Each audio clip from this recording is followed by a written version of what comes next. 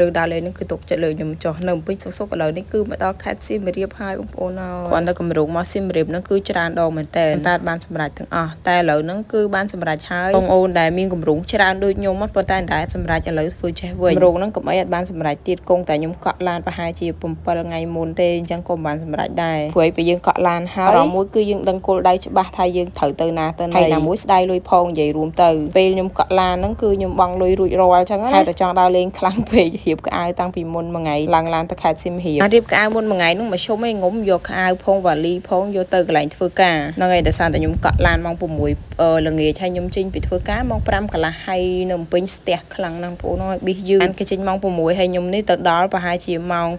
5:57នាទីហើយគេខ្លួនឯងមួយចុះហើយម្សៅក៏បានលាបក្រែមក៏បានលាបមធ្យមឯងងុំអត់បានងូតទឹកទៀតខ្ញុំចង់ទៅដល់ខេត្តសៀមរាបលឿនអញ្ចឹងទៅគឺខ្ញុំកក់ម៉ោង6អញ្ចឹងអត់មានពេលធ្វើខ្លួនទេមកដល់ខេត្តសៀមរាបនឹងប្រហែលជាម៉ោង12រៀងជប់ជ្រៅដែរអញ្ចឹងមកដល់មានបានធ្វើអីច្រើនទេយើងហូបអីបន្តិចហើយក៏ខ្ញុំចូលដេកចានេះព្រលឹមឡើងខ្ញុំរៀបចំខ្លួនដើម្បីទៅហែលទឹកព្រួយមេឃក្តៅខ្លាំងមែនតើពេលខ្ញុំមកខេត្តសៀមរាបនឹងគឺខ្ញុំរំពឹងថាមានភ្លៀងច្រើនហើយយើងបានដេកលេងនៅអង្គរវត្តបែប relax អញ្ចឹងណាប៉ុន្តែមកនេះមានអីបងប្អូនខុសពីការរំពឹងទុកគឺក្តៅខ្លាំងមែនតើមកលើកហ្នឹងគឺមកគេនៅជាមួយមិត្តភ័ក្ដិខ្ញុំហើយគាត់ក៏ជូនខ្ញុំដើរលេងរហូតនិយាយទៅមានម៉ូតូហ្នឹងទៅហើយពីអ្នកគាត់ហ្នឹងកន្លែងខ្ញុំស្នាក់នៅហ្នឹងគឺអត់ឆ្ងាយពី Pop Street ហើយនឹងសាចាស់ទេខ្ញុំជិះម៉ូតូប្រហែលជា3នាទីដល់ហើយមកដល់កន្លែងហែលទឹកភ្លៀងមានចាំយូរទេនាំគ្នាលាបលេការពារកម្ដៅថ្ងៃហើយខ្ញុំកំងសាច់គោលោកលាក់នេះមួយចានហៀវបាយគួសមដែរព្រោះពេលមកហែលទឹកហ្នឹងប្រហែលជាម៉ោង10ជាង11មកសារនេះគឺជាលើកទី8របស់ខ្ញុំហើយដែលមកខេត្តសៀមរាបមកលើកណាក៏ចេះណាយដែរទៅគឺខ្ញុំ in love នៅសៀមរាបហ្មង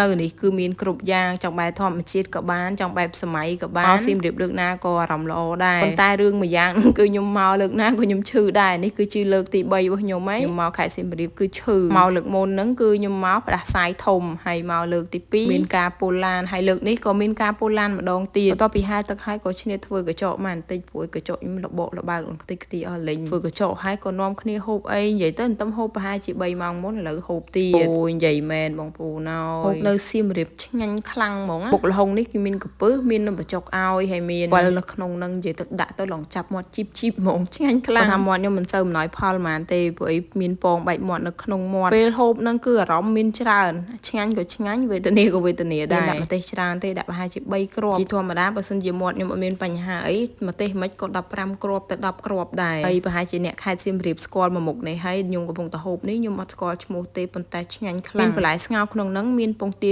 ចៀនជាមួយស្អំហើយមានទឹកកាពិលក់ជាមួយគ្នាឆ្ងាញ់ខ្លាំងហ្មងហើយនឹងត្រីកំងបងប្អូនអ្នកខេត្តសៀមរាបបើស្គាល់មួយមុខហ្នឹងចាំជួយប្រាប់ផងម៉ងមកប្រហែលជា4មុខនិយាយទៅឆ្ងាញ់ទាំងអស់ទាំងបុកល្ហុងទាំងសឡូម្ជូរមានឆាតកួនត្រឡប់ប្រេងខ្យងទឹកត្រីកោះកងហើយបើថាបុកល្ហុងវិញក៏ពឹសគឺគាត់ដាក់ថាំដៃទេថ្ងៃទី1អត់សូវបានធ្វើអីច្រើនទេភាគច្រើនដើរញ៉ាំពូឡានពីយប់អត់ទាន់បានស្វាងស្រួលបួលហើយភ្នែកឡងស្លោះអស់លេងសម្រាប់វីដេអូថ្ងៃនេះមានតែប៉ុណ្្នឹងទេជួបគ្នាជាមួយខ្ញុំនៅវីដេអូក្រោយៗទៀតបាយបាយសុខសប្បាយទាំងអស់គ្នា